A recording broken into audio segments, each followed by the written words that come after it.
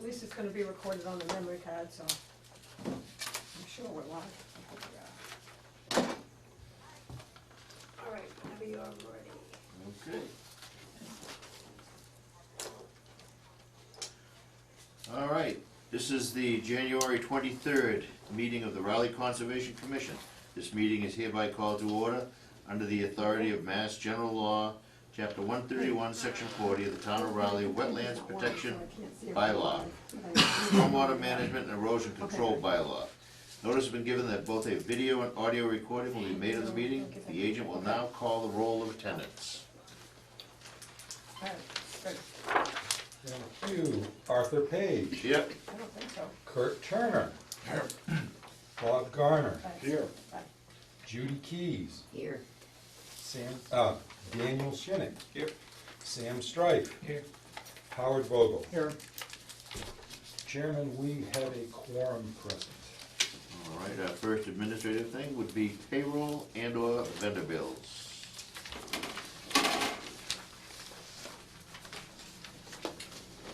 Yes, we have one bill request for NOI postage.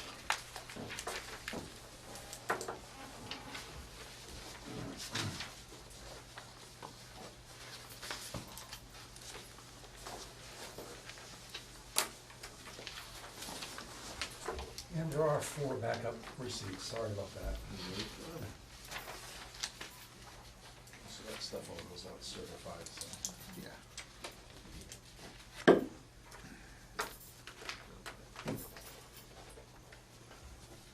John, how are you? I know you, Kurt. Good. Not a good night to be out. Not a good night to be out. No. Good thing it wasn't snowing. I thought of that today. My God.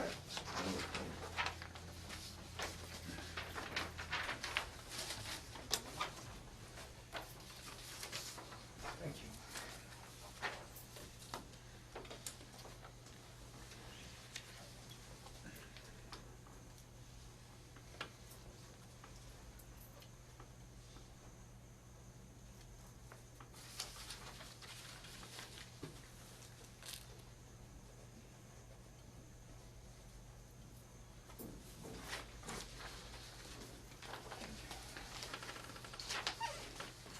That's all we have Okay. for bills. So the next item would be 3 sets of minutes that were sent to us electronically. So we'll do them one at a time. The first one that we'll go over would be the January 2nd, 2018. Was there, anybody have any questions on that? There were some changes made to my satisfaction. Yep. And removing the last few, yeah, I saw that. We reworked it after examining the video and making sure that we actually had the sequence correct and Okay. and how the topics were brought up. So everybody get to see that, note the corrections. Do I hear a motion to approve them as presented? So moved. Second? Second. All in favor? Aye.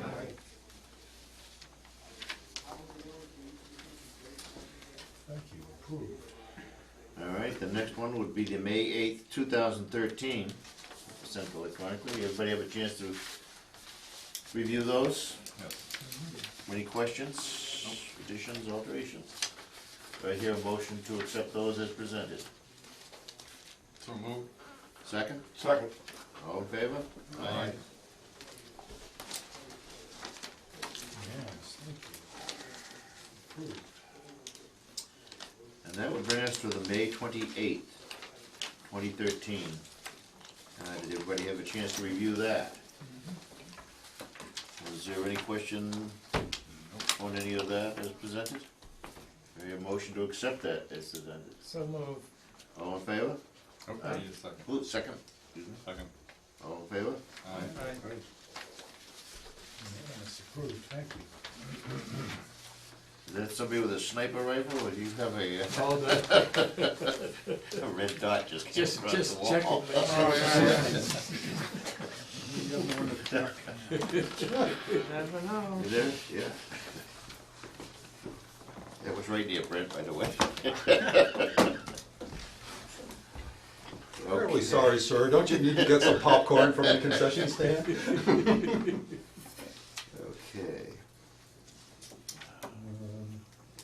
Well, the only reason why we can't, let me get the Yeah. items for the.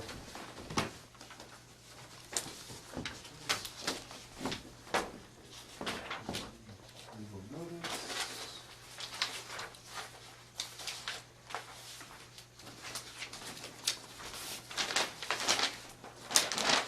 John, do you feel anybody else is going to be here for this? I doubt it.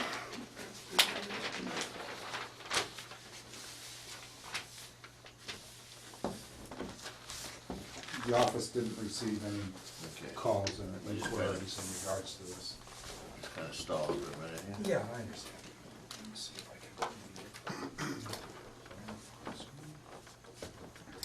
can. All right, this is a legal notice for the Raleigh Conservation Commission.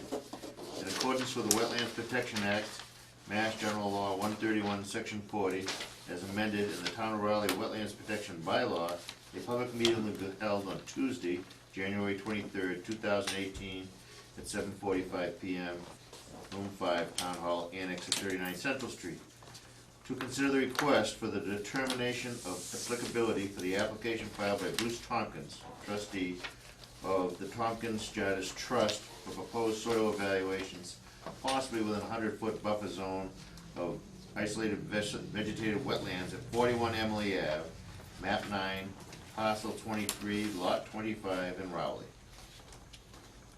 Go ahead, John, you have the floor. Good evening. For the record, my name is John DeCoulis. And we're here, as you stated, as a request, for a request of determination of applicability. And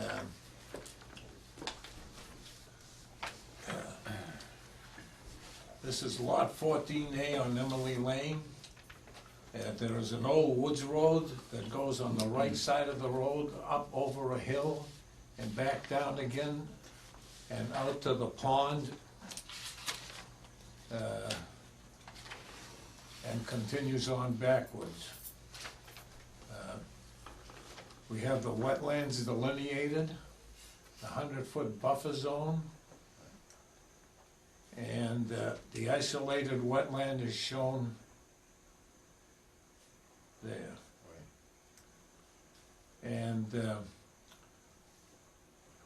what we would like to do is to propose a dwelling up on the top of the hill here with a proposed septic system in the area indicated. And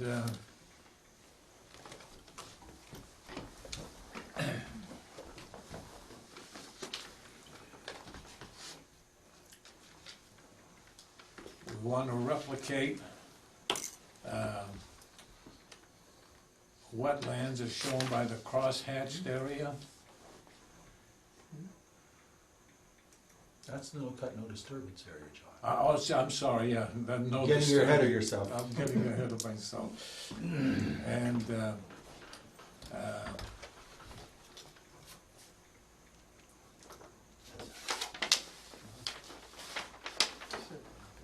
I guess I'll open it up to any questions. Yeah, so where, you wanted to put the dwelling, in,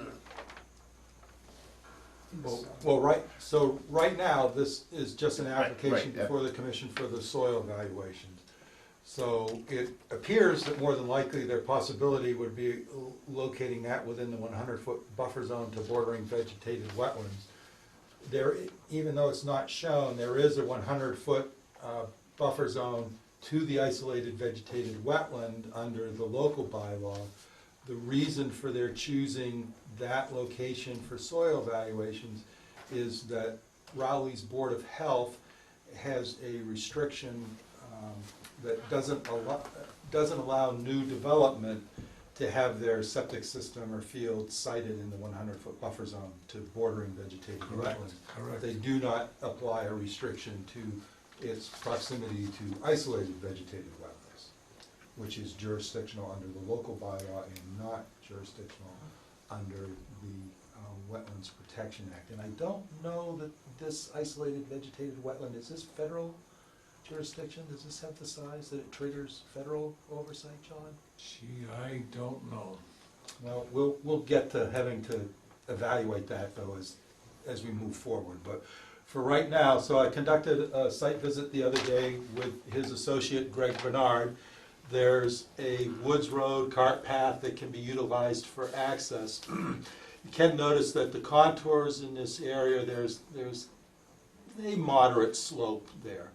And Mr. Bernard and I identified that up over here there was a relatively clear area that did not have large mature woody trees in it, and so that using that access road, one could then come down with a piece of equipment and more than likely do whatever was needed in regards to the deep hole and soil evaluation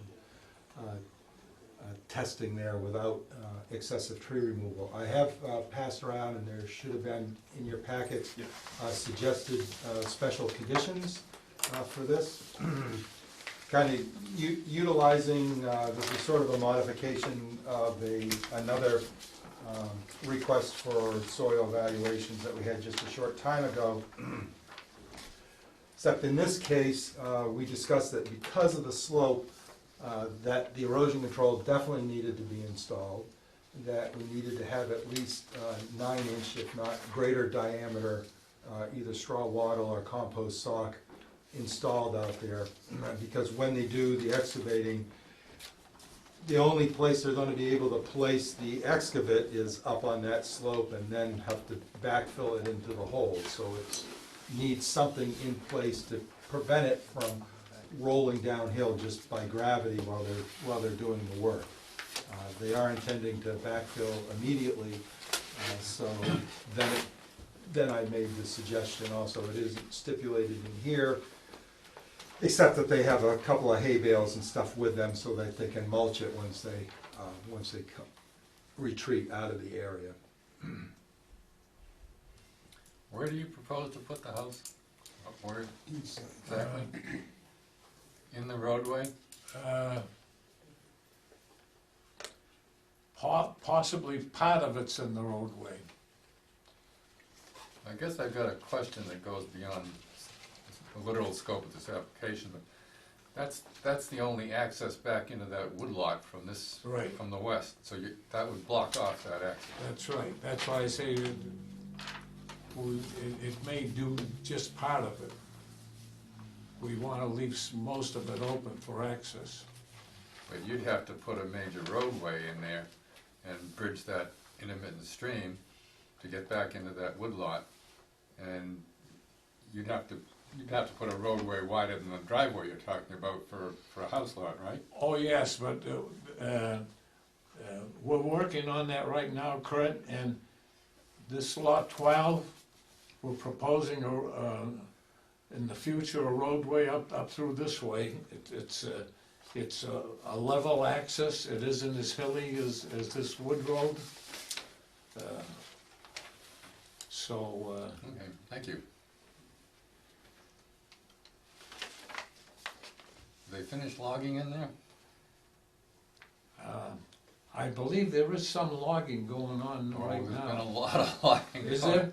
Trucks going by my house for the last week, filled with slash and some filled with logs, but not so much today. No. Wouldn't think so. Any questions, any other questions? Just for clarity, so basically all the soil testing is gonna be on this side of the 100-foot buffer. Has to be. It's in Yeah, this yeah, whole area right, here, yeah. but not in the 25-foot no cut, no disturb that the bylaw puts in place on the. Is there a big enough, it First looks part. small, is there big enough for a system in there? Just about. Or just about there is, or just? There is.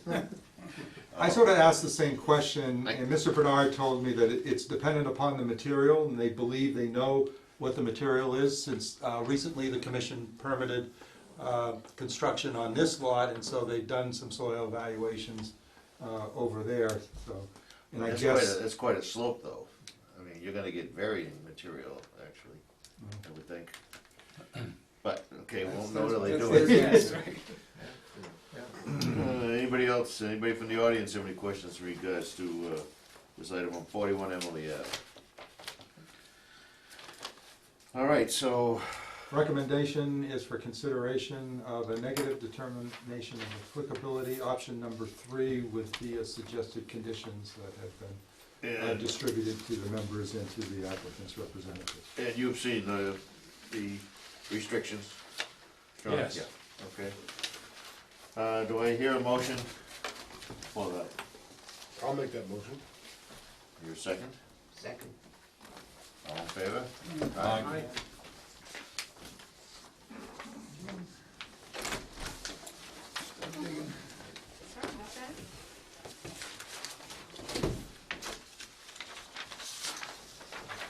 Okay, thank you very much. Drive carefully.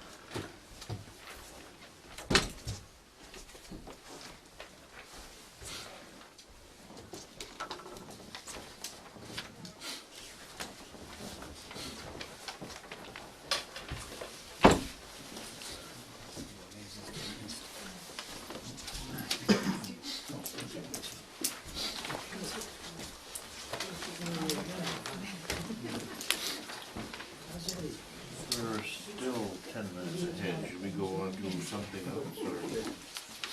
Still rubber. Yeah, we can, administratively, we can deal with Certificate of completions? well, yeah, certificate of completion, certificate of compliance. We can start with the tail end of Yeah, start at the bottom. 414 Hazel Street. Give me just a second here.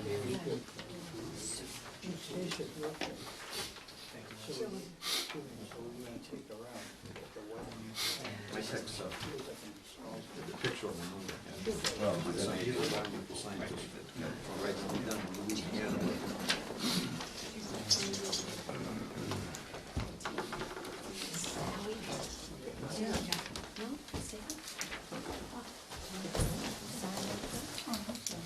It's okay. Want to read the Yep, I'll just read it right. agenda items? Start with DEP 63-650. 60. Oh, you want, no, at the top. The third Yeah, one down. Third one down.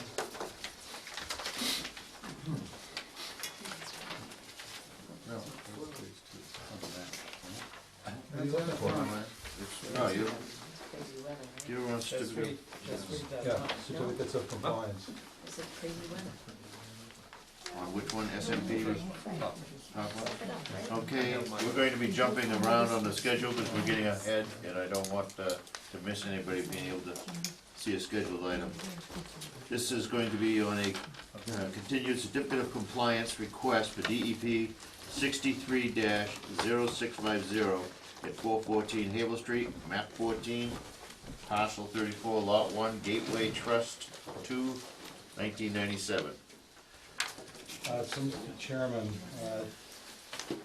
but we anticipated that we were going to receive some submittals resolving some of the outstanding issues for consideration of a partial certificate of compliance in regards to this project, but that did not happen. So we have received an email from April Ferraro, professional engineer with Meridian Associates, dated today, addressing you. Good morning. I would like to request a continuance of the certificate of compliance request DEP 63-650 for the property at 414 Haverhill Street for the public meeting tonight. Continue to your next regularly scheduled meeting. All right, do I hear a motion to put this to our next meeting? February 13th? February 13th. Second. All in favor? Aye.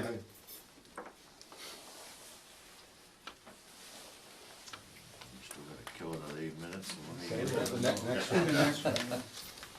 All right. The next item would be a continued certificate of completion request for SMP number 18-2016 at 414 Havel Street, map 14, parcel 34, lot 1, Gateway Trust 2, 1997. Mr. Chairman, again, we were anticipating resolution of some outstanding matters. This is the new professional medical facility and daycare building that have been built across from our well station number 2 on Haverhill Street. And we hoped, I conducted an inspection to verify that both buildings have spill containment kits in their facilities, that their maintenance personnel and their supervisory personnel know the location of said spill containment kits for their utilization if they have an incident in the buildings. We also examined, we identified the possibility that their cleaning supplies might possibly have substances that needed to have secondary containment. We did identify and find some cleaning supplies in both facilities that could profit by being stored in some type of liquid-proof containment tub or storage, whatever.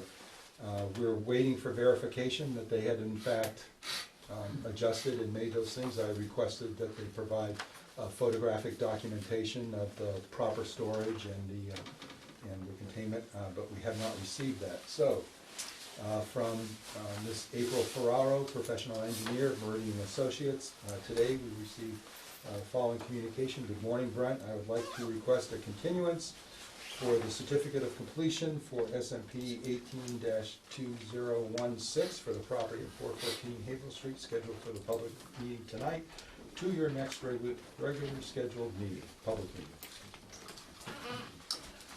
Do I hear such a motion as to put this on to our next meeting, the February 13th? So moved. Second? Second. All in favor? Aye.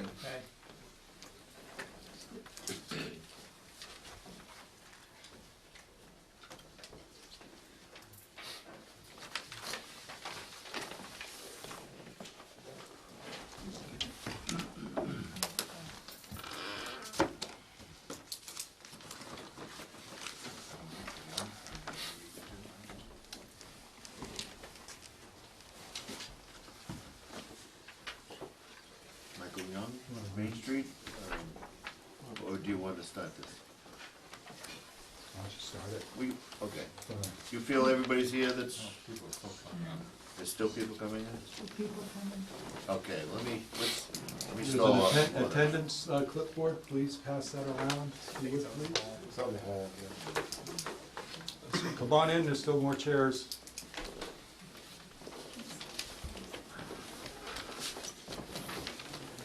Come on in, when you get to sit up front, you can have some of the popcorn too.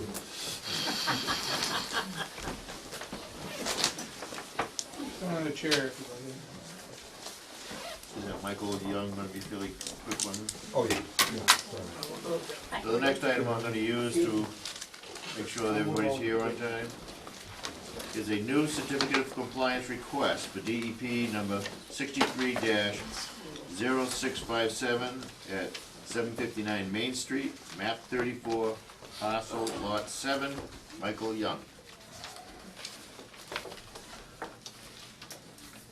Okay, commissioners, in regards to the project at 759 Main Street, I conducted an site inspection after receiving as-built plans on December 27th. And let's see, I conducted the site inspection on January 16th and verified that the site is entirely stable, that all the stormwater controls the commission conditioned for the storage building have been put in place, that the no cut, no disturbance signage has been erected at the designated locations.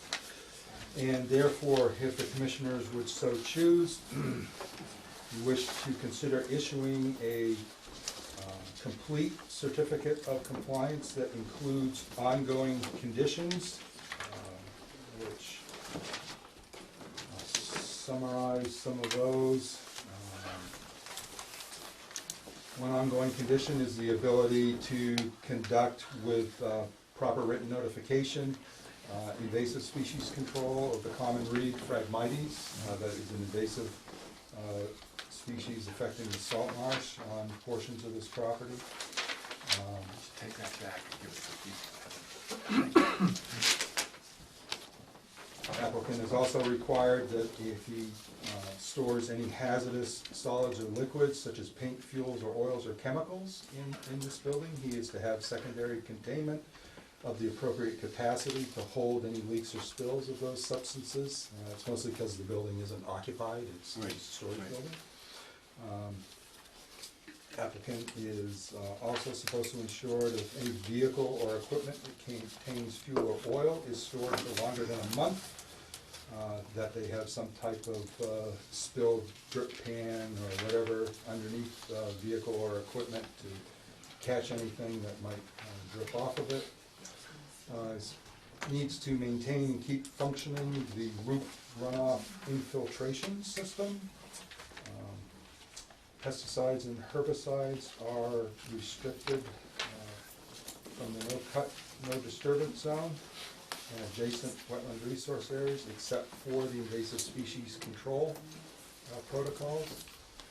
Any fertilizer for landscaping or lawn care in the developed portion of the property is supposed to be organic, low nitrogen in content, and should be used at a minimum. The no-cut, no-disturbance zone that's been established, it needs to be maintained and signage permanently kept in functioning condition on the property.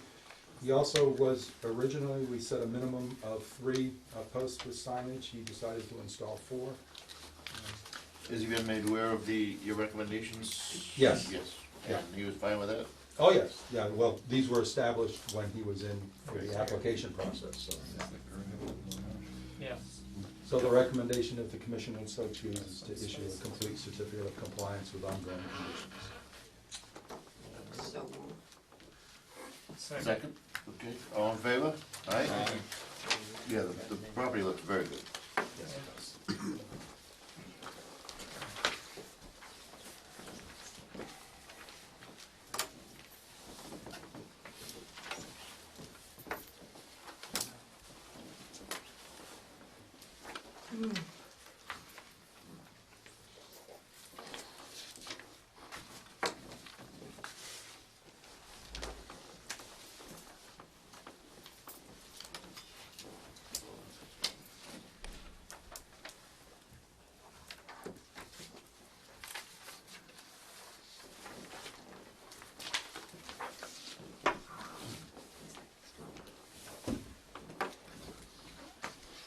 And that's gonna bring us to our 8 o'clock.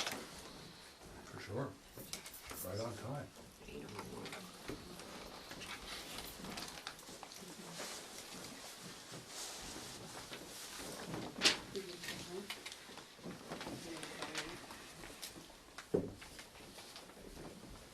when you're ready, you want to sit down? Everybody's sitting. Thank you. Just read the agenda, right? Okay.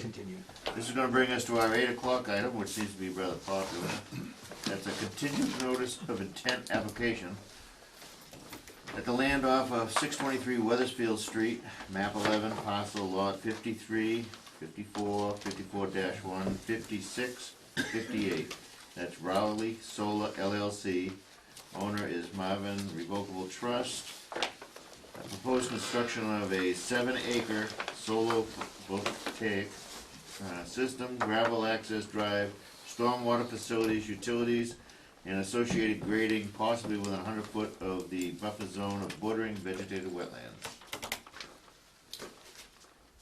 Thank you, Mr. Chairman, members of the commission.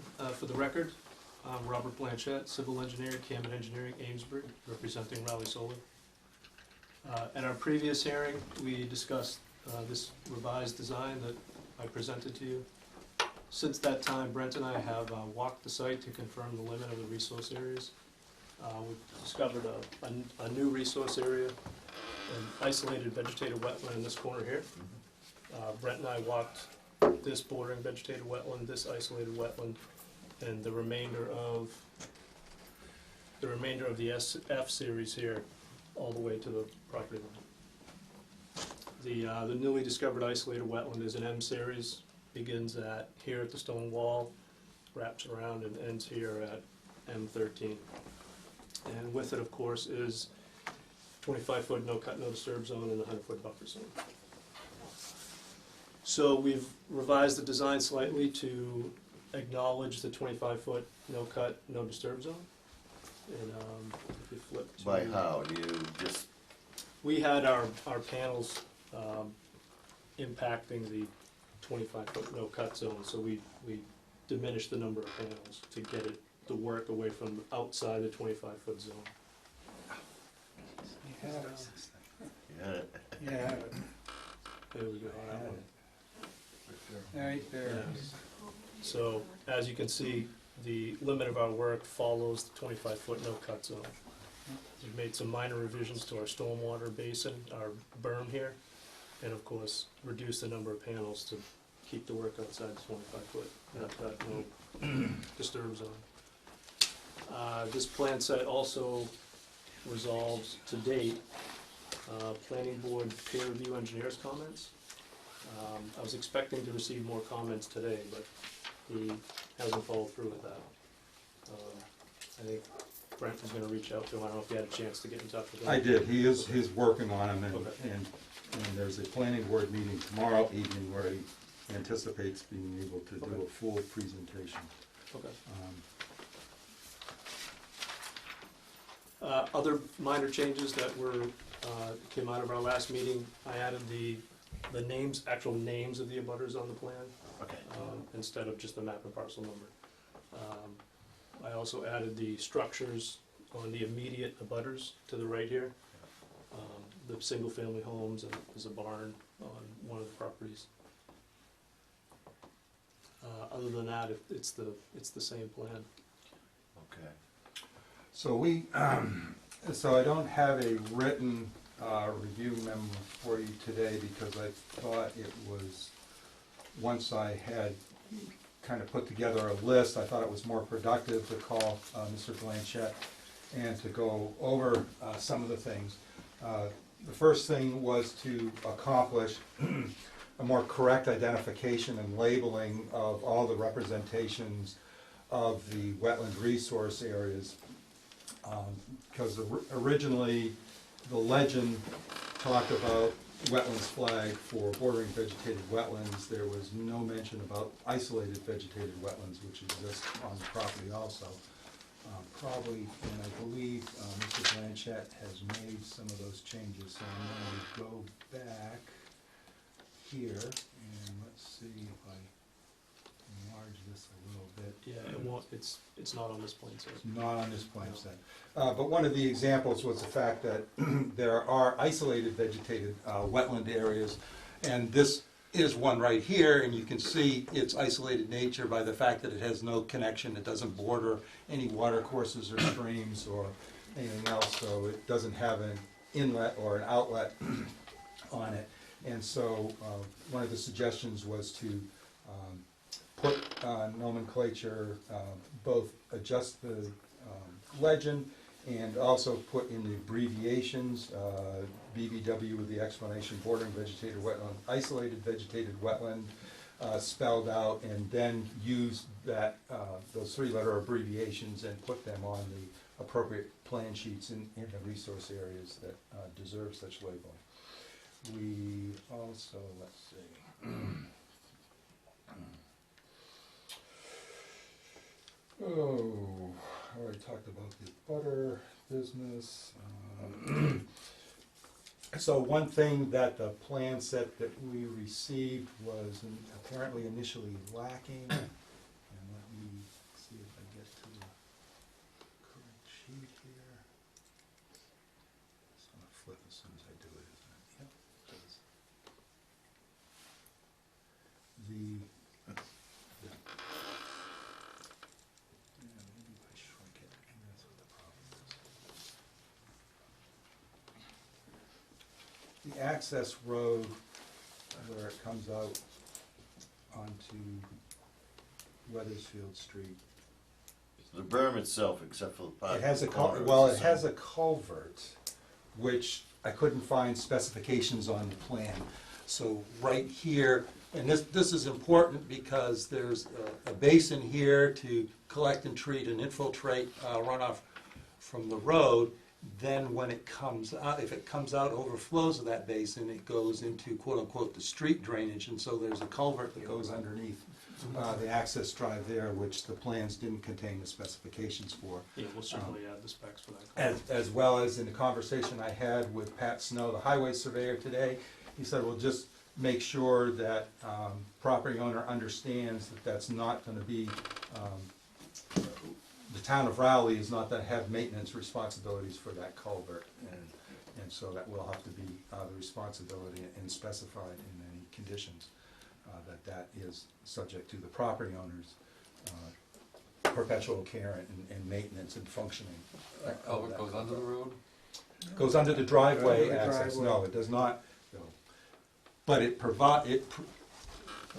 the road would block the normal flow of water going over into this bordering vegetated wetlands right here. So that's why it's important to maintain the functioning of the hydrology, i.e. the water that nourishes that wetland area on it. Also identified, now there are one or two culvert pipes going under the new access road. There's one located here, there's another one on the next sheet, where it didn't seem that there was any riprap to control both the inlet and the outlet to keep material from getting into the pipe or for the outflow of the pipe eroding location, so that is going to be corrected. I was also educated as to where the bottom elevations for the basins were, since I was looking for them on the plan details, and they were not there. Let's see. We also clarified when we were discussing the erosion control to be utilized for this project. Is this the sheet? No, yes it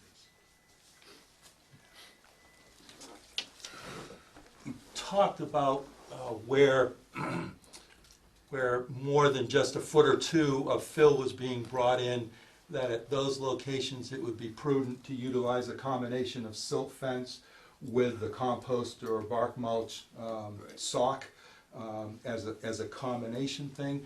The note on the plan just said silt fence, references a detail on the last sheet, so that's going to be corrected so that it states that it's a combination of both the sock and the silt fence being utilized, so that we have that height.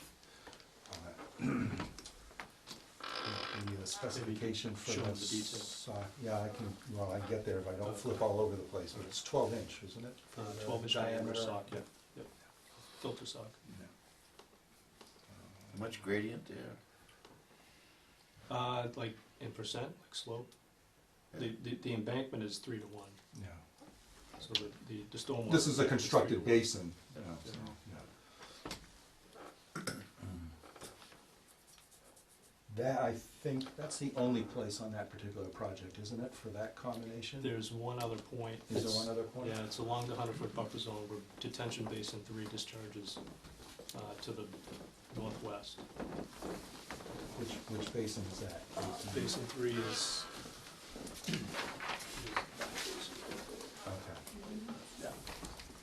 So that's also utilized here in this particular location. The rest of the project has the compost, bark mulch sock. So you're meeting tomorrow? The planning board is meeting tomorrow. Now, what do you have for them left? Just, Well, let me just, so I had a conversation with Larry Graham today, and he said he was, at this point in time, he was not able to give a clean sign-off in regards to stormwater compliance. He said there were two things he mentioned right off. He mentioned that the basins where they don't have 4 feet of separation, that the stormwater standards require a mounding Groundwater analysis Fine. to be done, Okay, we can do and then any adjustments from that. Yeah. The other detail that he mentioned to me, and let's see if I can get this correct.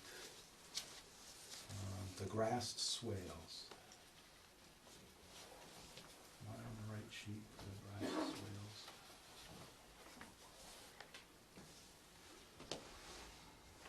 Yes, the grassed swales, he had a concern that, I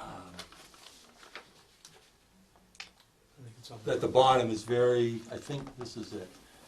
Yeah, he was concerned that the grass swales, to provide treatment along the roadway, that they're at this particular scale where I think it's only 12 inches. It's 1 foot wide. 1 foot, so it's only 12 1 foot inches wide, wide. 1 He foot said deep. that really needed to be, I didn't get into real specifics with him, but he said that was a concern, that both trying to construct them as well as then trying to maintain them. Yeah. I don't know whether he felt that that narrow width Mhm. would possibly concentrate and cause erosion as opposed if it was a little broader. Yeah. But All right. those were the two main things that he mentioned, but he said there were other planning board related issues with the project that would be discussed tomorrow evening, which weren't necessarily things that are in the Conservation Commission's purview for the project. We do have the situation where the discovery of that isolated vegetated wetland comes onto the property a little bit, and then also has a buffer zone and a no cut, no disturbance zone, that has affected, and the applicant, the representative has provided an adjustment in the fee calculation sheet, because that results in more buffer zone disturbance. And I think what I forgot to get out was your email that actually said what the difference was.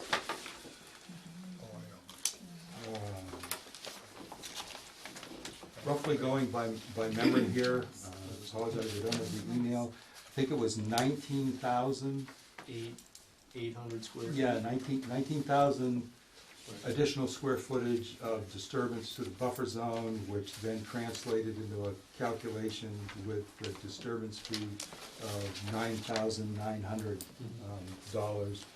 So we have been given a revised bylaw fee calculation. I have a question.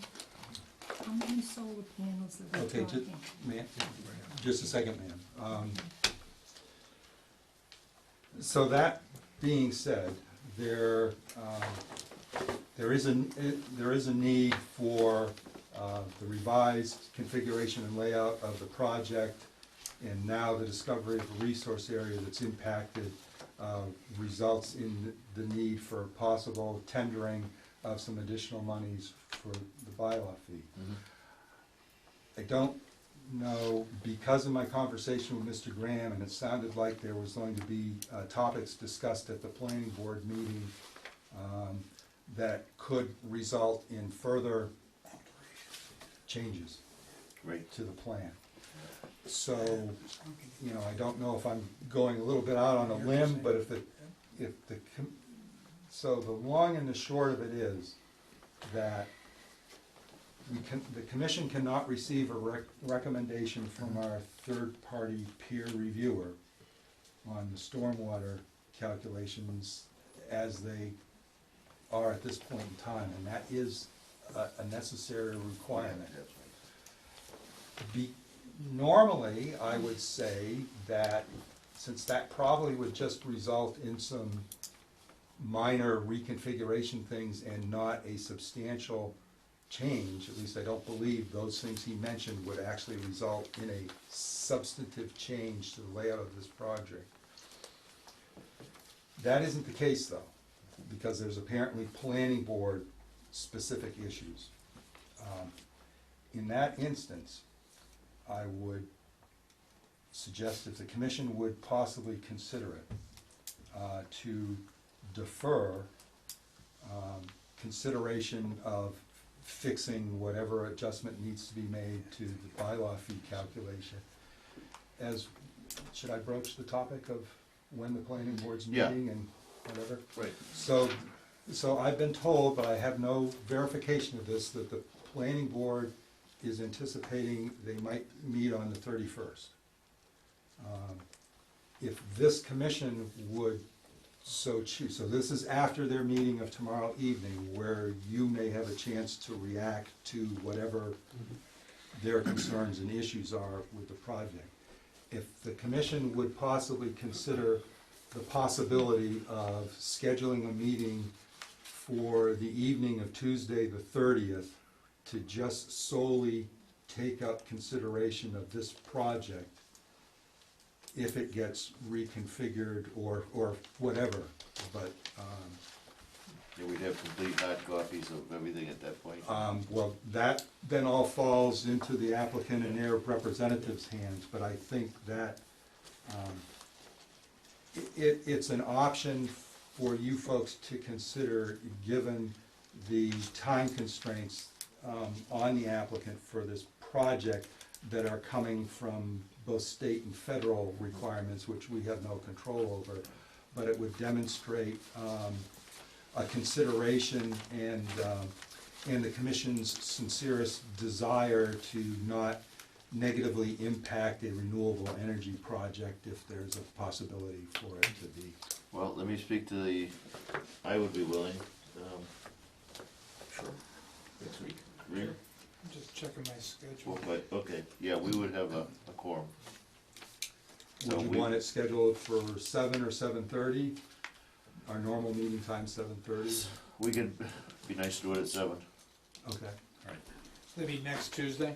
yes, Yeah. 30th. January 30th.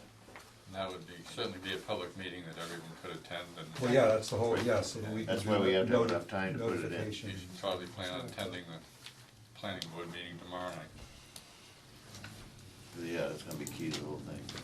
So do I hear a motion to, Well, Yeah. What do we need to do? yeah, there's members of the audience who have come here tonight, and I just wanted to kind of get let me, that, let get me that groundwork entertain done, so, any and all questions. so folks then know what the progression or the possible sequence is. I got a question before the audience. Okay. The report that Mr. Graham did preliminarily with regard to these revised plans indicated that there were no buildings shown in the current plan and what type of buildings for controls and switching gear might be needed. It's since been added to the plans. Yeah, this Can you Al point has it. to us where they would be? Yeah, what sheets C you want? 121.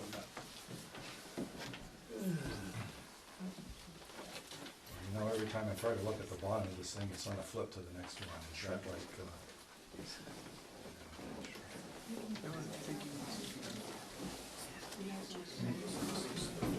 Oh, I'm sorry, not 121.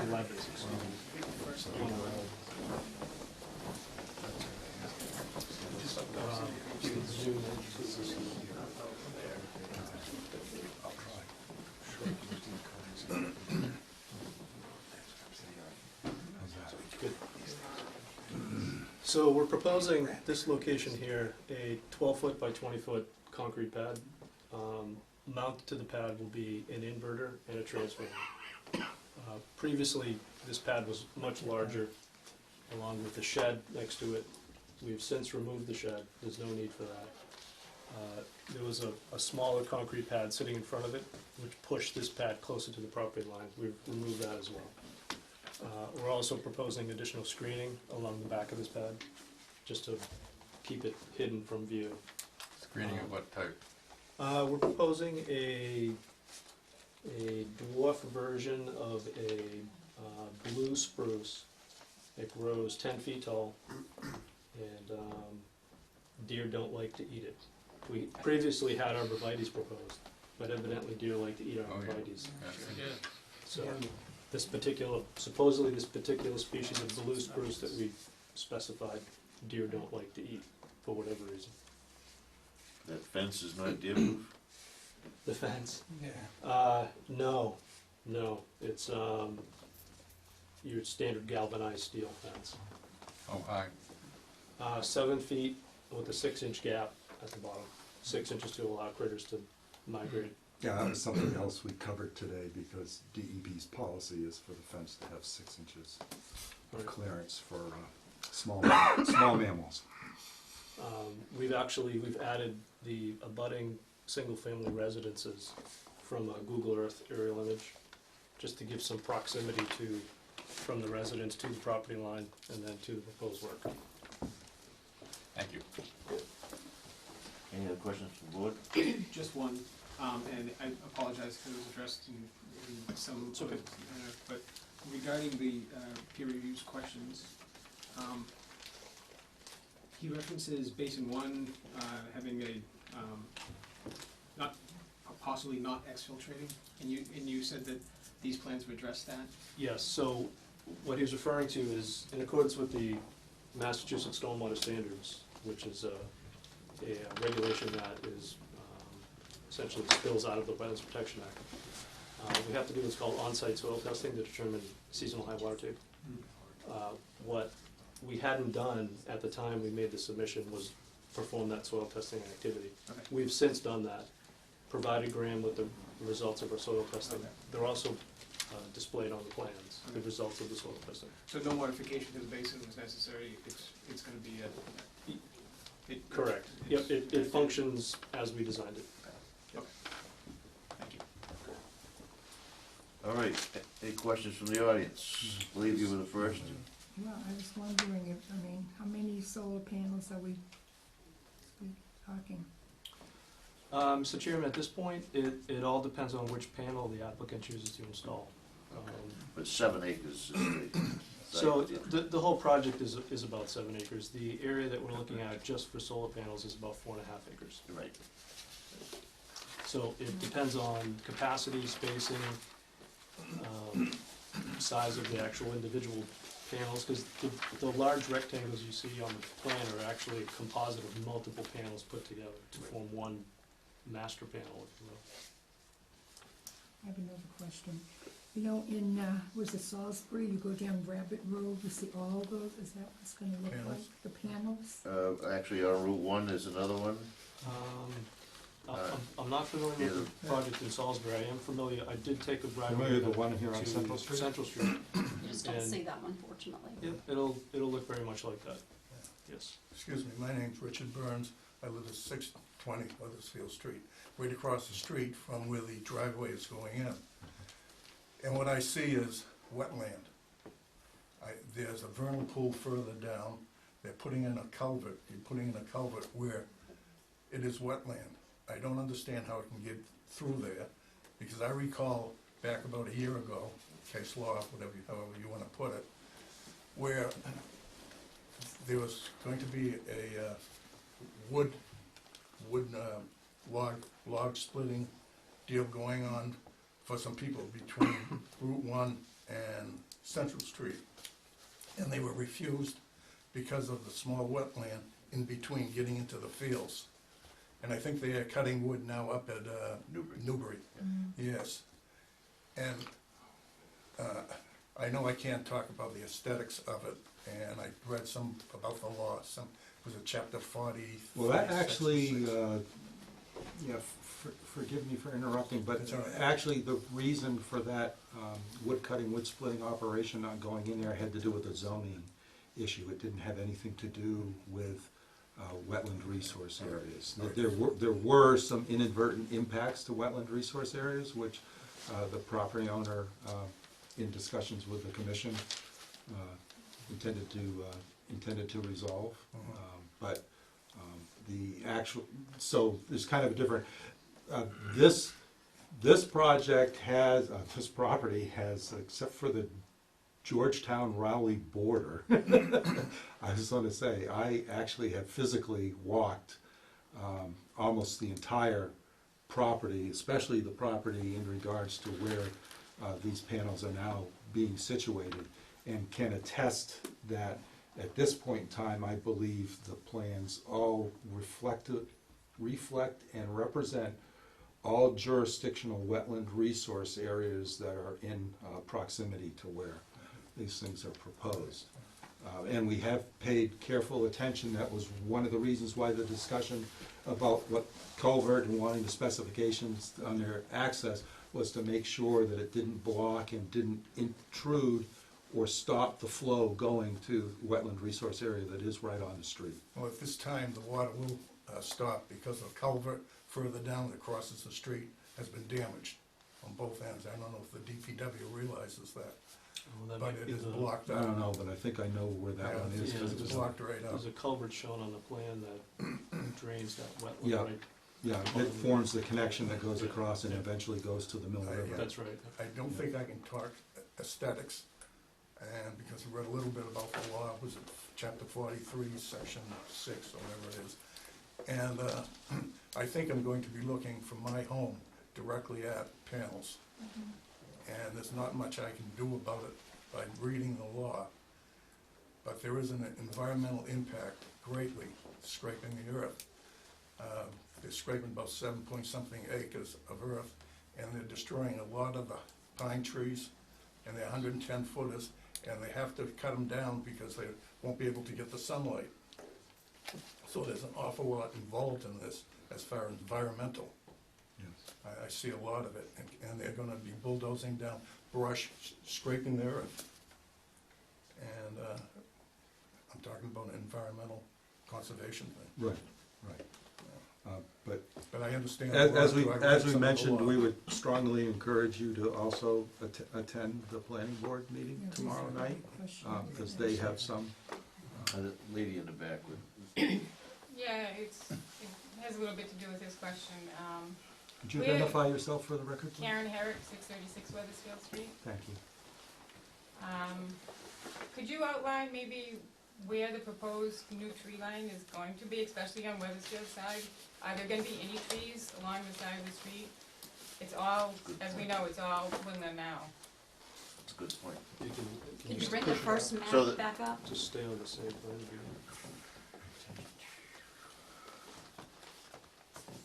591 would like to know this too.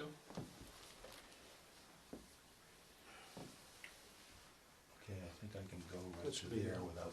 So will you be cutting outside of the fence area? No.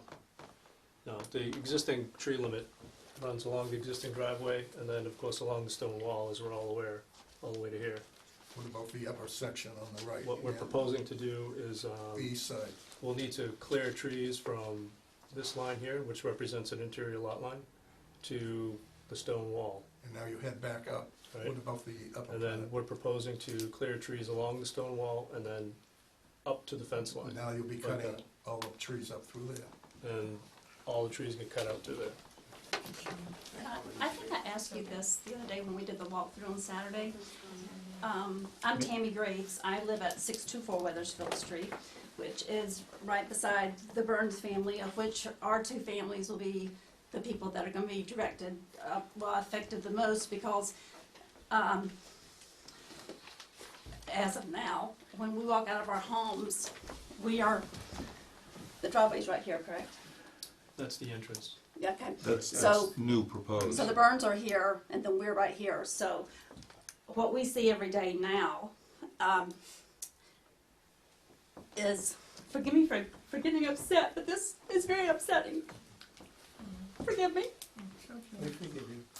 So Saturday, we have the opportunity to walk this, and I realize that people that don't live right here don't understand what an impact this is for our homes and our families. I see severely that my home value is going to plummet. And I see that the Burns will too. And the abutting neighbors. It, The as I abutting- did the walkthrough, like originally when we first heard about this, we were told that the arrays would be up over the hill, like if you're on Weathersfield Street and you have the stone walls that go here and all the woods and stuff. We were told that the arrays would begin beyond the hill so that when we came out of our homes, we would not be staring these big massive arrays. And it's not that I'm not for solar energy, and it's not that I'm not for trying to help progress or whatever. I mean, Raleigh has solar panels. I guess there must be a need for 2 sets of solar panels. I don't know. And I'm not educated to know that what species lives here or whatever, or what MC building is going here or here. But all I can tell you is that Saturday when I step out onto this walkthrough and I'm told this is where the driveway is going to be, and it's going to be 500 feet. So I say to this gentleman, is there a need for that? And you told me, no, there's not really a need for it to be that big. And I said, well, that's great. My other question was, why can't the people who are wanting to do this use their own existing driveway that's there and enter in through this area? I don't know stuff, but I'm just saying these are things that I'm questioning, because aesthetically it would be much more pleasing for myself and the Burns family. The other thing is that with the arrays like they are now, when you stand on Weathersfield Street, I stood right where the first set of arrays are going to go, and there is the Burns family home right there, and there's my home right here. And well, this whole thing breaks my heart anyway. It breaks my heart that all this beautiful nature and all this beautiful stuff is being torn down for the sake of whatever it is, for the sake of money. But Greed. for the sake of money, and I love money just like the next person. Trust me, I love money just like the next person. And I need money. But also, I need to protect my home, and I need to worry about the value of my home. Amen. And this is really going to ruin the value of my home. And someday when I go to sell my home, it's going to be really difficult, because people are going to say, I really don't want to live across from a set of solar panels. And one of the reasons I moved to Raleigh was, and one of the reasons I chose this house was because of the woods. It was so beautiful and it was peaceful, and I didn't worry about stuff like this. But now that I am worrying about stuff like this, I guess what I'm asking is, if for the people that want to do this, could they be respectful of myself, the Burns family, and could we come up with some compromise that makes them happy, that they can make their money or whatever, but also protects us as homeowners and doesn't diminish the value of our property? That's really all I'm asking, is could we have some type of respectfulness and some type of, let's work together so that this can work for everybody. You know, they can get what they need or want, but we can also be protected. And I feel like because I don't know species, or I don't know what you're talking about when you say all these things, I feel like that I don't really stand a chance to have this done. And that's very disheartening. And I guess I really don't know what to do at this point, and that's why I came here, is because I just want somebody to understand how I feel and how the Burns family feels. I would suggest going tomorrow night, I will be there tomorrow night, definitely. because unfortunately, that's out of our control. Well, All we can do is enforce the town law. So, yeah, just, I agree with you. But the Conservation Commission has its authority through the Wetlands Protection Act Right. and our Wetlands bylaw. And so one of the reasons why we identify where the wetland resource areas are and their 100-foot buffer zone is to establish the areas of this project that the commission has direct control and oversight for. The reason you see these funny arcing boundaries are because they've moved their project and their proposed panels out of the 100-foot buffer zone that's subject to the commission's jurisdiction.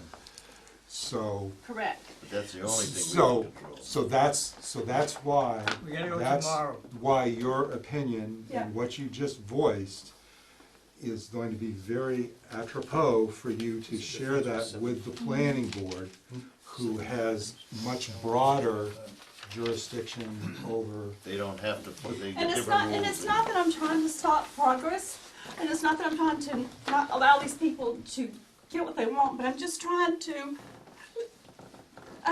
protect myself, and I'm trying to protect the ferns, and I'm just trying to, you know, I'm not trying to be a trouble causer. I just, sorry. Anybody else have a? My wife. Thanks. One thing I want to say is that as I'm listening to her, I've been here, I'm Louise DeMella, and I live on Leslie Road. And since I've been here 30 years, 31 I think actually. And what I have seen, a lot of people came here, I came here from Saugus, looking, as she did, for a place where there was nature, where there was solitude, where there was quiet, nice neighbors, a friendly feeling in a town.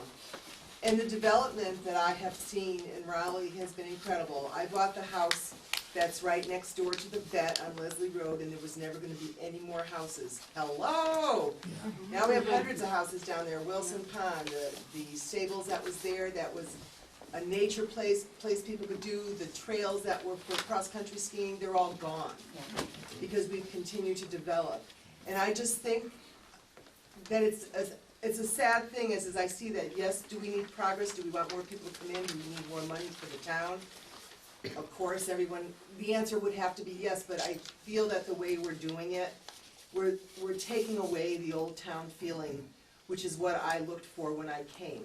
Unfortunately, that's not, I don't have any control over that. So, I too will be at the planning board tomorrow night, but I just think for most of you who have probably lived here most of your lives, and my children are still here, and this is their town, and even though they're only 27 and 30, this bothers them Oh, yeah, I know. because of what's happening to a pristine town with feeling has now become a town of too much money. Yes? Phil Town over at 22 Bennett Hill Road. Are there any studies to determine if there are any endangered species that live in these wetlands or on this land? Oh, Brent would be able to tell us that, because that's all pre-marked. Yes, but the issue is that the Massachusetts Natural Heritage and Endangered Species Program specifically maps, records, and keeps records, and they produce a map which this project has been compared to. The map is based on documented sightings and actual verification of rare, threatened, or endangered species. Currently as mapped on this property, there's none of those indicators. But those are based on verified sightings that have been recorded or registered with the Natural Heritage Program. That doesn't mean that there aren't things there, and just that nobody may have seen them or nobody may have turned in an observation. The mapping is as of 2017, I believe, right? Yeah. August 1, 2017. So it's fairly up to date. Before 20. Yeah, but it is based on, observations, recorded observations.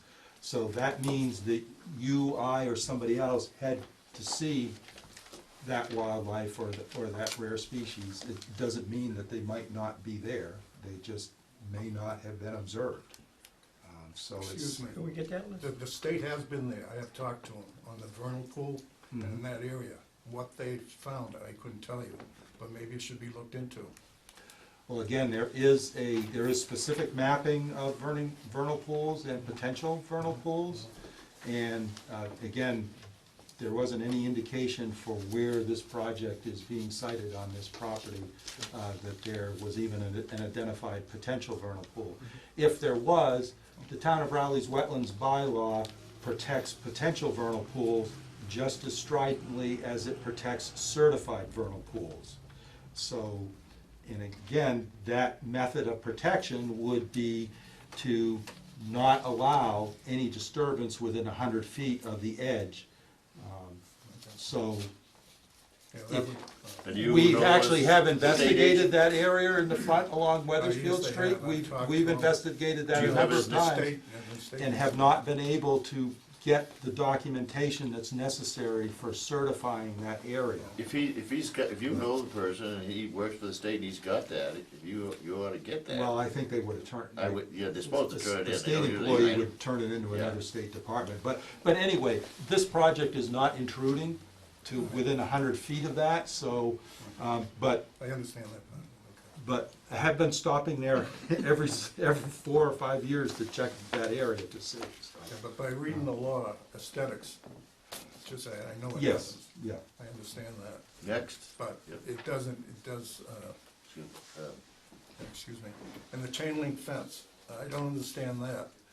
I look at it, and it's supposed to go down 200 feet by the scale, and right along Weathersfield Street. Now, that will be seen. There's no fence along Weathersfield Street. Can you show us where the fence is? Yeah, so the fence parallels this No, interior let's lot go down to line. the road, let's And take a right. It wraps around the basin Yeah. up here. There's a bar gate here, limiting access to only authorized personnel. And then the fence then parallels the 100-foot buffer zone and then takes off and follows the property Can line. we go down, oh, right, that's where it is, right there. Yeah. How wide is that roadway, by the way? Between, if you were to show me the total width of the retention basement and the 50 road, feet. on the Weathersfield? Right, like through here? Yeah. Your dirt road that's going access is 54 feet, and I Total, don't understand that. I've got a scale. Why so wide? Oh, thank Yeah. you. No, it's not. It's not And basically, how much frontage does that area take up on Weathersfield? Okay, give us a second, we're gonna actually scale it off the plan. Yeah.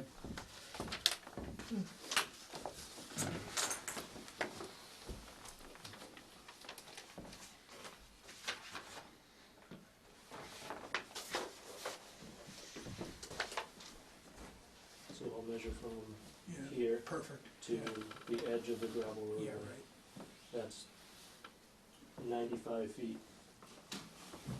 Now, how wide is that road? It's 16 feet wide. 16 So feet. can you indicate up there for everybody what that 95 feet is? Oh, sure, so 95 feet is from this point to the edge of the road right there. That's 95 feet. The road is, the travel portion of it is 16 feet wide. The gravel portion of it is 16 feet wide, with 2-foot grass shoulders either side. How wide is that road, excuse me? So that's smaller than you Going told up us the there. other day then. Well, the question was, how much needs to be cleared to accommodate the roadway? And my And how answer, wide of is course, it? was, my answer was, and my initial answer, of course, was 50 feet. 50. Yeah. But that's really not even a relevant answer because it varies throughout the site. It all depends on how much grading is needed to install the roadway. And could you tell me So, again, I In know some that, cases, it might only be 18 feet. In other cases, it might be 50 feet. for this, could you tell me again, I know that we talked about this on Saturday, but could you tell me the reasoning for why you cannot use the person's personal driveway so that we're trying to save some of this nature and stuff? What's the reasoning for that? So what happens in the end when this is all built, an easement will be granted to Raleigh Solar, and the easement will be for them to access using their vehicle, their maintenance vehicles, dedicated access to the array field. We can't use the private driveway. Why not? Because it can't accept the vehicles, it doesn't have the capacity. Not only after it's built, but during construction.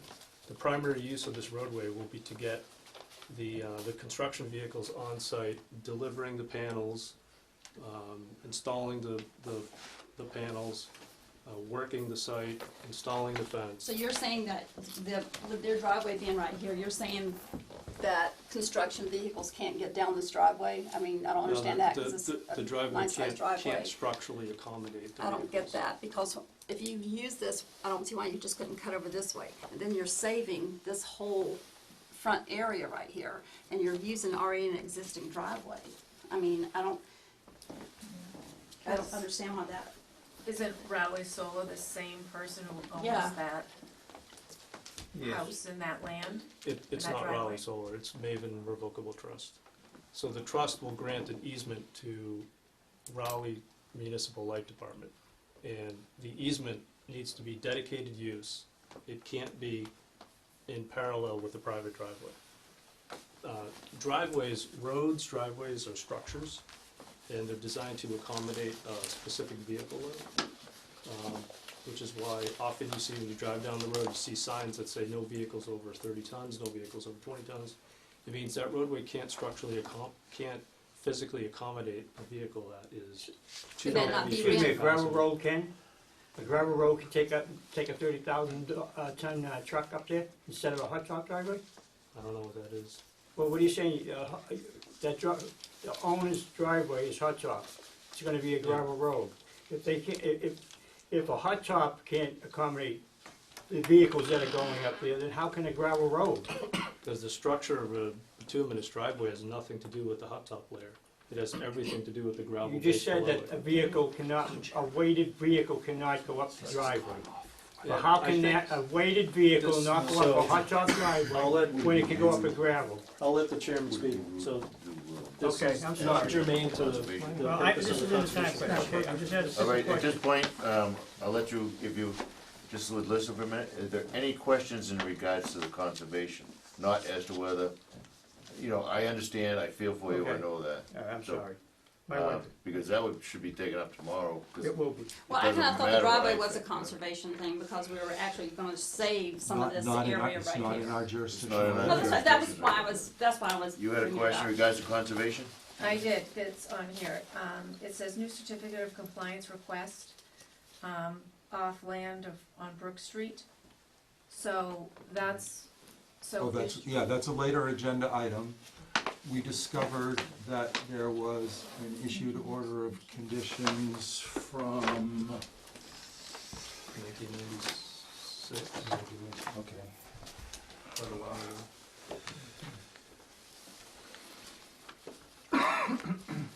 Yeah, the 1992 to 1996 period for construction off the end of Brook Street, that even though it had never been consummated or even begun, it also hadn't been retired or invalidated, and we are going to accomplish invalidating that later on, okay, after this. okay. In other words, closing that out, because it's, It's expired, as well as the fact that it was never appropriately consummated. I'm not even sure that it, for what little period of time it had planning board approval, that has all lapsed, and so it was kind of an artifact that the current owners didn't know about.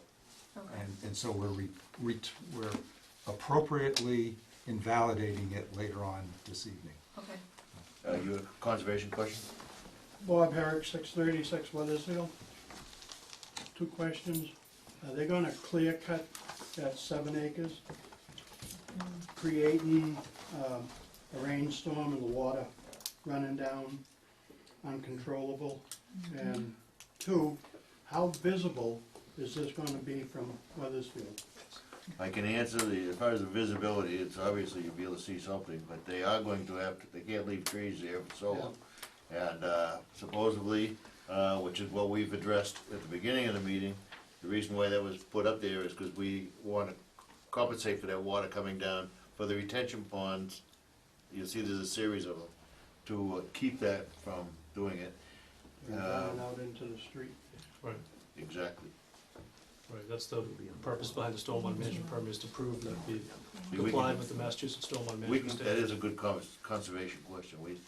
That's what stormwater management is. There's no impervious surface being utilized for the driveway access.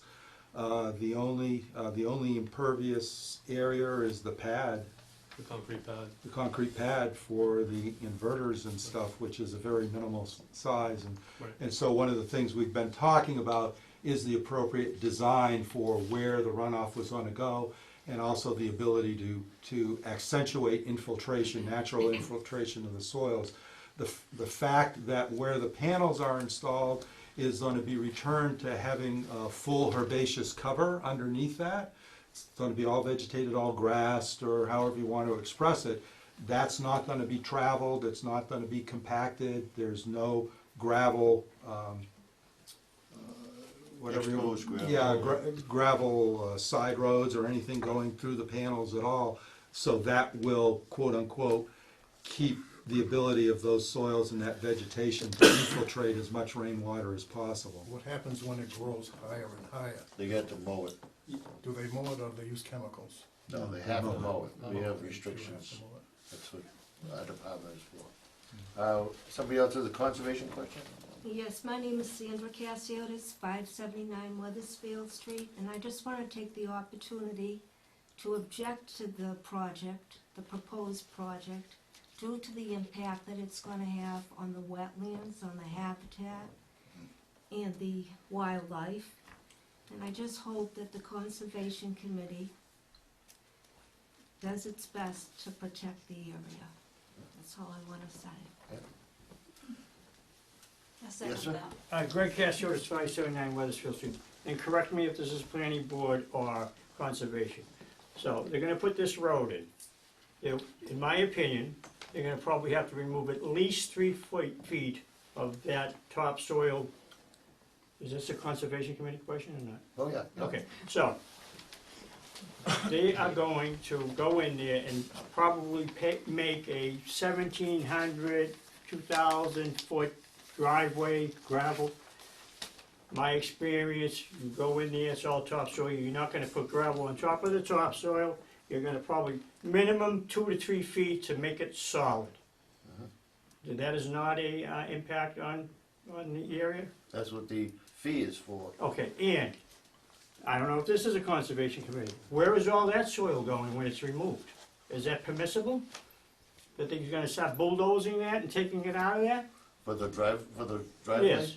Yeah. Isn't it permits, I don't know if that's conservation committee, you know, you need to get permits removal? The topsoil, no, the topsoil's not going to be, and yes, Rowley does have an earth removal bylaw, but Okay. the topsoil on this site is not being removed from the town, and in fact, it's not being No, removed from the it's being site. removed from that site, No, it's not being removed from that site. So they're It gonna is going to take- be reused on that the site. Oh, okay, Yeah. that was never established before. So that, all that earth is gonna be taken out, gonna be put somewhere along that property line.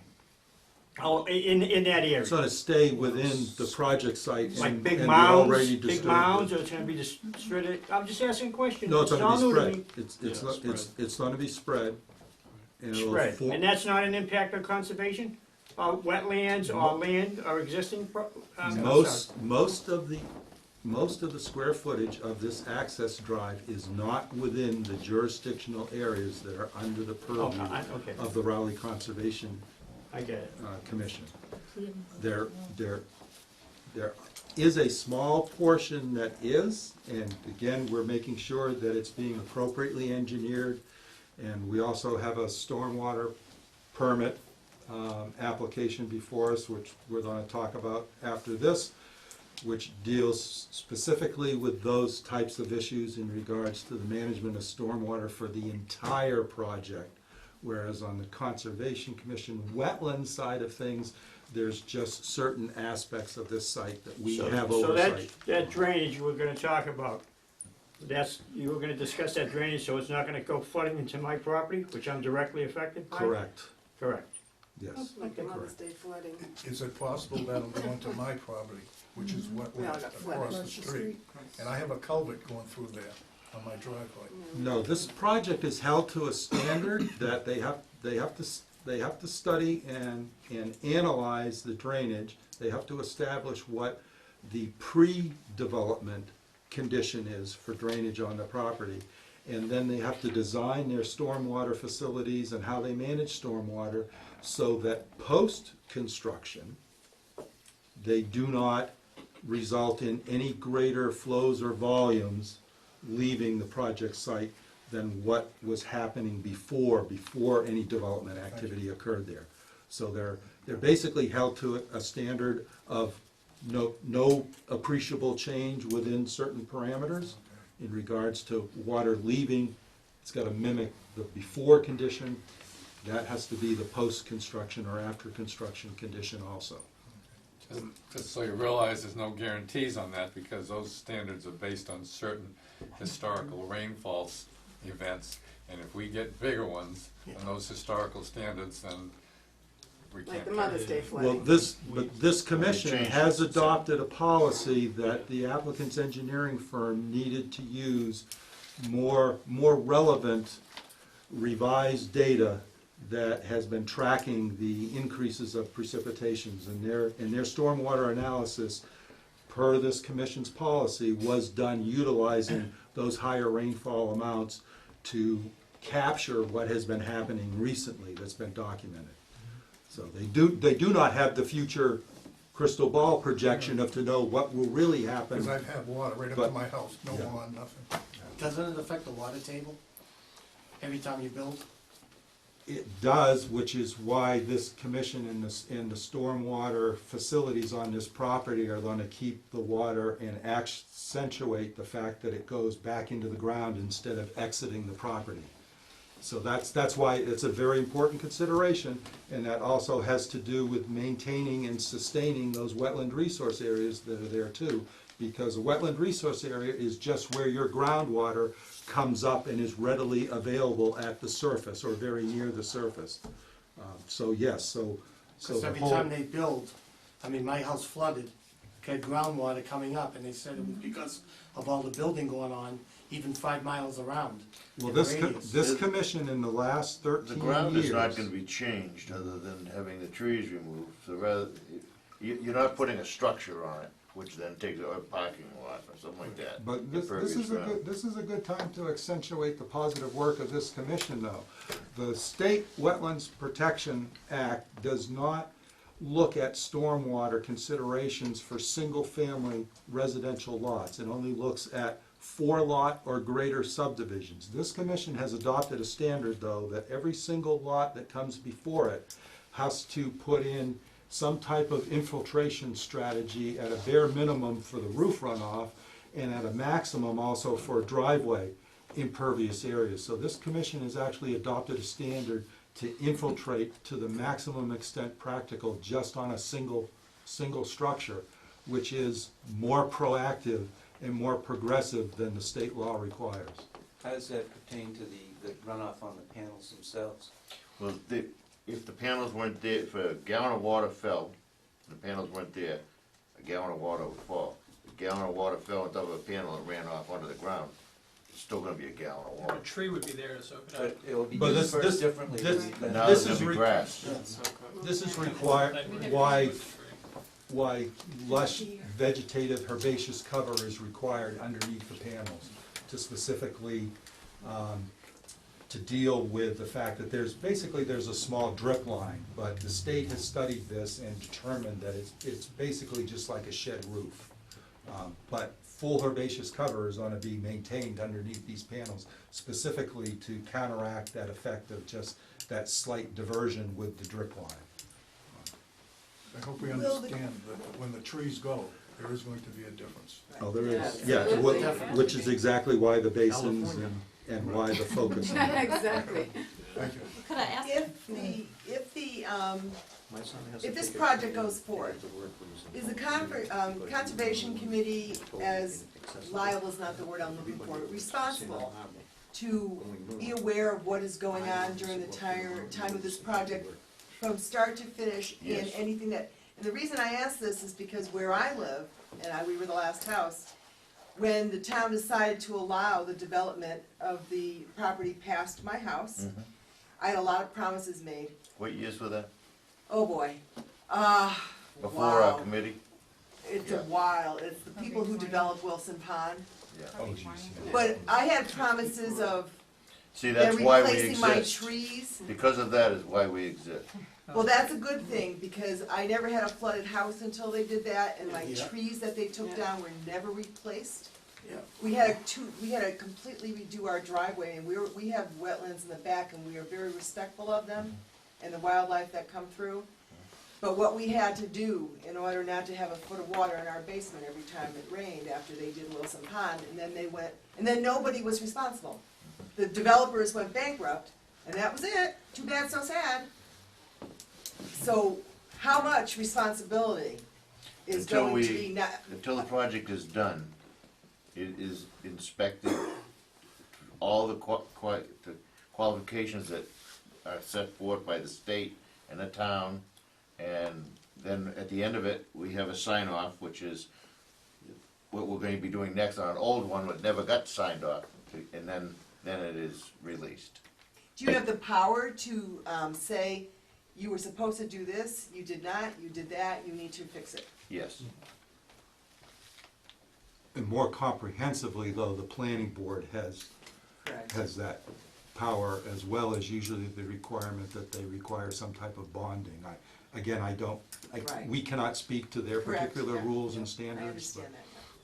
Thank But I you. mean, I feel for you people, I understand and all this, but we can only control what we are supposed to, and we're holding them to the letter of the law on that, and I don't know how much more we can do for you. So I would suggest you go to a department that you should be going to. Which is, Because, Planning board meeting tomorrow. all right. Can I ask another question that I think is conservation? I don't know if it is not, just say be quiet. But with the arrays where they are and located, I think that you had said they would be facing my home. They're facing due south. Yeah, that's my home, I think. So, my question is, if, like on this side of Weathersfield Street where we live, we have the same huge tall pines that aren't gonna go anywhere, no one's cutting those bad boys down. So, how are these arrays that are like so super close to Weathersfield Street gonna get sun? Because I don't know if you've ever driven down Well, there's Weathersfield not Street. that many, what you'd call super close. I Well, don't they're believe. pretty, They they're pretty super close. If you go stand where the Could little you neon give us stake is. a footage of how far away they are? I mean, because we stood right where they were, so they're super close. The first one would be how far? Closest is 62 feet from the stone wall. From the stone wall, From the edge of from the road, It's about 85 feet. Has shadows. And No, that's I just know, the- I stood where the Could you first repeat set that, of please? arrays are gonna be. So I didn't hear that. How far are we from the street? 85 feet. 85 feet. So I guess my question is that I stood where the first set of arrays are gonna be, and I don't see how on earth the sun would get to those with the trees on the opposite side of Weathersfield Street. I don't, so I guess my question is, why do there need to be arrays that close? That would be a question for the engineer, right? It depends Okay. on the season of the year. And- This time of year, you probably have a good point, but in the 6 to 8 months of, Well, I mean, what summer and late spring and early autumn. Any time of the the year, sun's if gonna you be a lot drive down higher. Weathersfield Street in that particular area right there where myself and the Burns family live, is always the area that is the first to be dark, always the first to never have sunlight.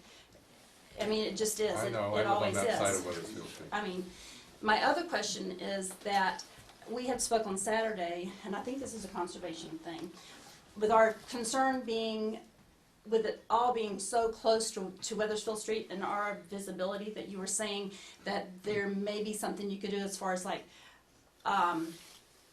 putting up large trees so that we would not have to do this. Look at this.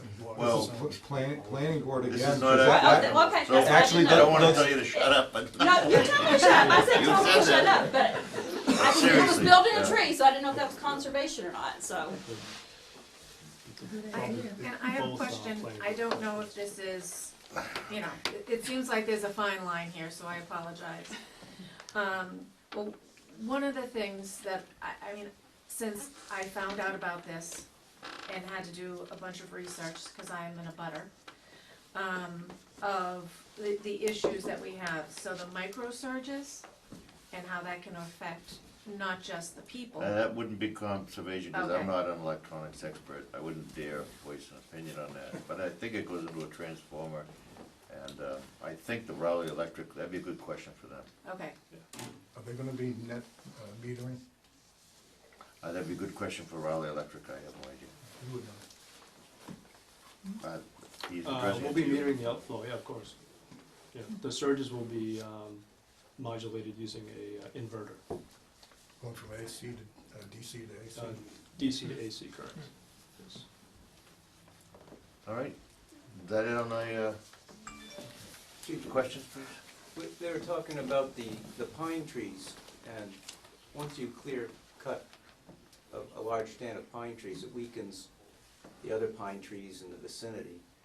Is there a possibility that the trees on their side of the road are going to be more liable to fall in a windstorm? I would not think so if the sun is on their side of the road, and you've got, what did you say, 100 feet to the hot top, the width of the road. I don't know, it could have long, long roots, but I doubt it. Well, I'm saying that once you clear those out of there, the trees on their side of the road, pine trees they work best in clusters. A few come down, and a lot more of the forest comes down. It happened in my yard. I have 4 acres, and It's a that big berm storm a few for us. years ago. Now we lose pine trees more because some come down, and the whole forest starts to lose its strength. Well, you might be able to contact an attorney and have that been one of the stipulations with the developer. I don't know. It's nothing to do with Concom. I tried with the country club, it didn't make any difference, the berm was gone. When I get nor'easters, it's going to start on from the other end. Yeah. And they're all top-heavy, 110, 120 footers. I know, they're all big right So, now. I don't have any problems. We help you as much as we can, I don't know what more we can do, I mean, none of this is up to us. So basically, I have to find an endangered species and throw it over on that land real Spotted quick and take a salamander. picture of it and bring it to They you are guys. there. so A you public, can show it. a public forum is not a good place to Look out there. propose that particular strategy. Might wanna plant some California redwoods on your side. Yeah, that would drive. Maybe they should do that for me. All right. So, we can't. maybe we should now this is under, this is the notice of intent application. So maybe we should establish whether we have the applicant's permission for a continuance, since we proposed to schedule a meeting for January 30th. I have no idea about your constraints, and no idea what's going to occur at tomorrow night's meeting. And so it's just at this point in time, the Conservation Commission does not have the necessary information for their professional staff to make a recommendation on voting to close We'll be the unable issue. to rule on it tonight. The contingencies are too continue to the non-specific at this point in time. And then, I'll let you know if anything changes before the 30th. Yes. Has the Wait. planning board issued Yeah, that's, No, the planning board hasn't issued anything. The no, planning board but meeting that is planning tomorrow board night. issue is tomorrow. They do it That's- tomorrow? That's what's important. What is the time? Will they issue it even though we don't know what the On the conservation? town website. Oh, We Tomorrow can't, night at 8 we o'clock. can't, They're yeah, independent yeah. boards. All right, so So what we time get is it permission tomorrow for- night? 8 o'clock, Continuous same to the time, same room. Mr. Chairman, You need a we have the More chairs, applicant's air conditioning, and have the windows open. For the 30th. to the 30th. Do I hear such a motion? I propose that we issue a continuance to meet on January 30th. At 7 At o'clock. 7. 7, write that down, 7. Good idea. All right, all in favor? Aye. Second that. Okay, now, could you read the agenda item for the stormwater? No, we haven't. Let me just, it's the same thing, but it's a different department. Did you get a This letter? is the 8:15 Have a item. nice time, did you say?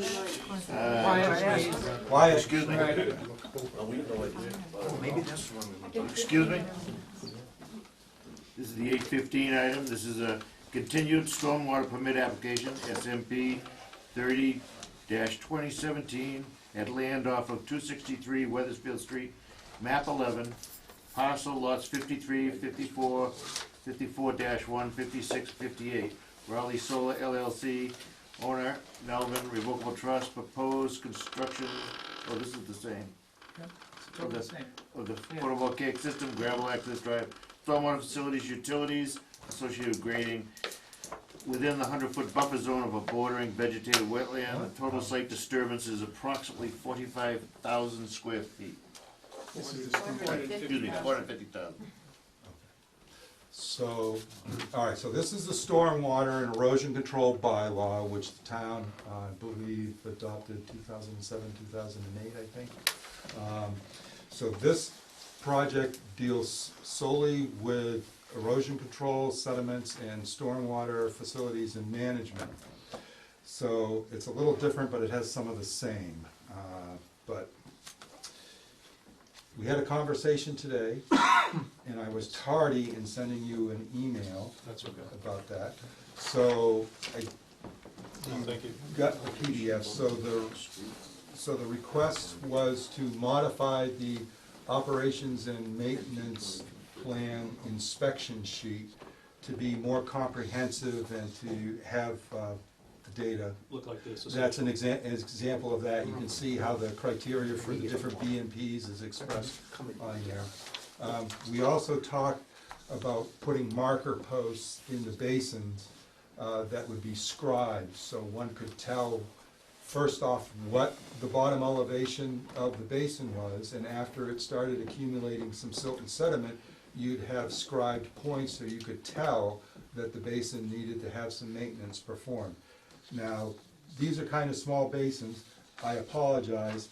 I have the brick heavy-duty detail for a precast marker, but I also have an example that another property owner just submitted who has a steel fabrication firm and who is making a galvanized post, which might, anyway, the idea is to put an established marker that has a scribe for what the elevation or the bottom of the basin is, and then to have a couple of scribe points going above that. The detail you see has a 12-inch differential. I suggest choosing either a 4-inch or a 6-inch for these basins.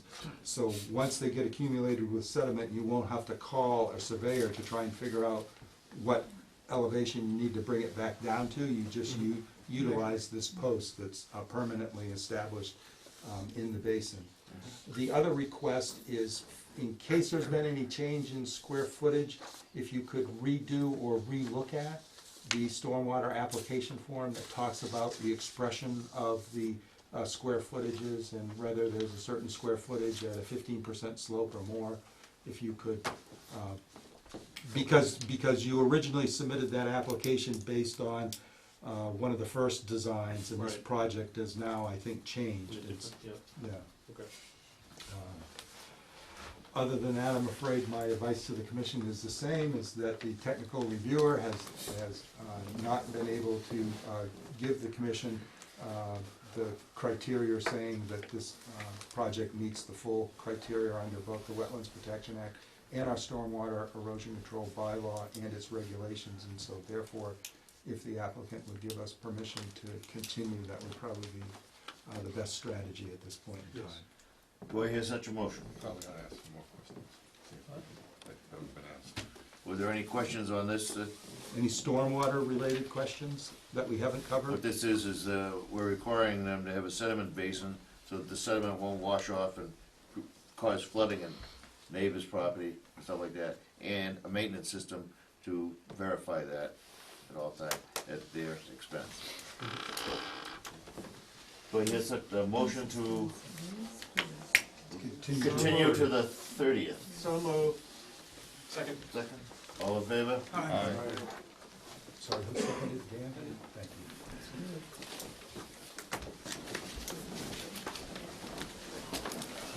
Thank you.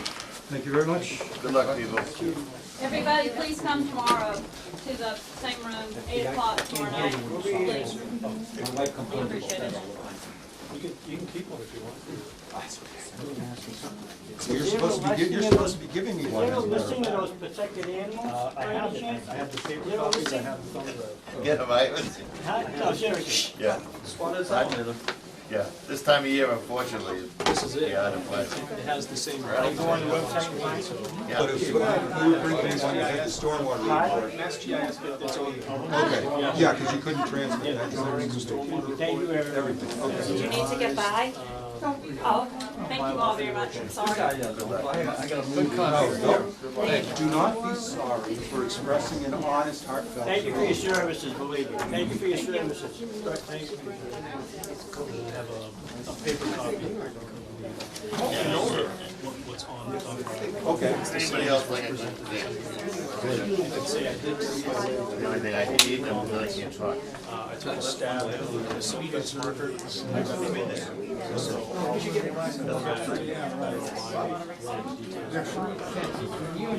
That's why I just generalized. You're gonna see it. Yes, I know. Can't hear it. I know. So could we, That's why I told you what I did with the story thing. Yeah.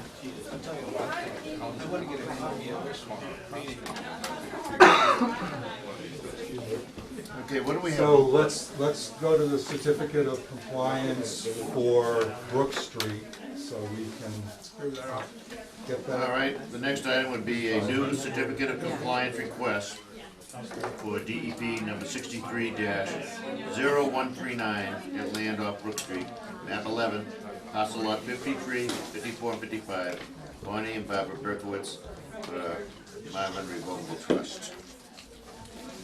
So as the commission heard, we talked about this topic a little bit. My recommendation to the commission, and this is based on my actual visit to this site where this project was proposed, I can verify that in fact no work or disturbance was done, and therefore I would suggest the commission issue a certificate of compliance which declares the order of conditions invalid, certifies that the work regulated by the above referenced order of conditions was never commenced, and the order of conditions has lapsed and is therefore no longer valid. No future work subject to regulation under the Wetlands Protection Act may commence without filing a new notice of intent and receiving a new order of conditions. Do I hear such a motion? So moved. Second. All in favor? Aye.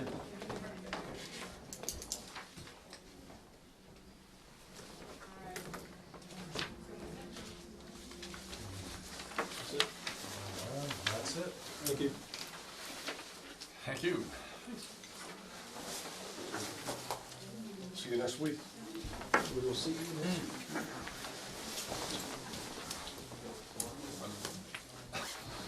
Better night, not like solar. Can I ask a quick 1-minute question, just from a process point of view? So the fact that we did, yeah, so that we agreed to the meeting next week, what are the parameters of being able to do that? Is there a certain time that it has, like, Yes, you had to be at least a week off? I'm trying to understand what the, The open meeting law requires 48-hour okay. prior posting and notification with the town clerk, as well as posting down at town hall. We post out here in the hallway. Have to put together an agenda, but it's gonna be a single item agenda, or excuse me, two items. This project, a single project agenda. You have to verify that you would have had a quorum too? Is that necessary to do? This is why we polled. Yeah, I'm just saying, that's the Well, other thing. that's You for verify our we own. need- We need I don't a wanna quorum come here. for- Exactly. Have them Have come come. here and then nobody else show up and then say, geez, It's just could you- educational. Could you circulate that? Sure. I'm just trying to understand, you never know in the future. I've got a question, Brent, about the agenda, wording of the agenda items. This wording in these two items is exactly the same, I think, as it has been for the last. Yeah, no, I think, And yeah. I'm wondering if we should modify it for this coming meeting. Well, I'm going to do that anyway, which was one of the reasons why I asked him to request. I'm totally dependent upon the applicant's engineer to provide me with the exact square footages and whatever. yeah, but I'm glad we hesitated. And remember, we were kind of surprised at the last meeting by this. There was no forewarning, so I had no time to think about, Right. okay, what do I need to ask, what do I need to, modify or change? Right. Not that I'm trying to make excuses, I'm just trying to say, Well, there's no way we you found could've. out about the There's no way you project could've. revision Yeah. all at the same time. Right, which is highly unusual. You can always say estimated or about, on or about, or Well, this Doesn't have to be will be the exactly third precise. check now. The other thing, I was But the parcels, which is the important part, are all The same. adequately representative. I'll re-verify that, but we've been, which is the most important thing, that the applicant, the owner of the property, and then the location of the work, those are your three main criterias. And then what bylaw or what law you're acting under, those things have all been the same. we really aren't under an obligation to go into as much detail as we do, but I consider that to be a good professional standard, so that when someone looks at our agenda, they get a sense of what you're going to be talking about. Next Soil item. evaluations as opposed to photovoltaic facility or single family. What I was specifically thinking of, the 7-acre parcel's about the same, but the solar facility has shrunk to about 4.5 acres from an original 7. And, maybe that could be reflected in somehow in whatever wording you feel is appropriate. Yeah, yeah. What would our next item be? I think we done. I think we did everything, didn't we? We did Mr. Young's, All right. right? Didn't we? Yeah. Yep. Unless there's something new. Nope, there's nothing, I got the newest version right here, and everything was in a different order. Oh, okay. Okay. Nope. All right, do I hear a motion to adjourn this meeting? And our next meeting be the Next, 30th at the, same time, no, same place. That meeting earlier. still meeting the Tuesday after 7 that? o'clock. 7 Or- o'clock. No, it'll be a Still couple doing weeks the March after that. 6th meeting? no. February February. 13th. I know that's what I mean. We'll be still doing the February Yeah, we 13th. have to, right? Okay. Yeah. Okay, you, I'm sorry, who moved I for did. the adjournment? Kurt said, okay. Second? Sam? I seconded. Sam seconded already. So we are adjourned All at in favor? exactly. all right, all in favor, Nine. say aye. Aye. By the way, can I ask you just a process thing too? I'm wondering, when we have these big crowds,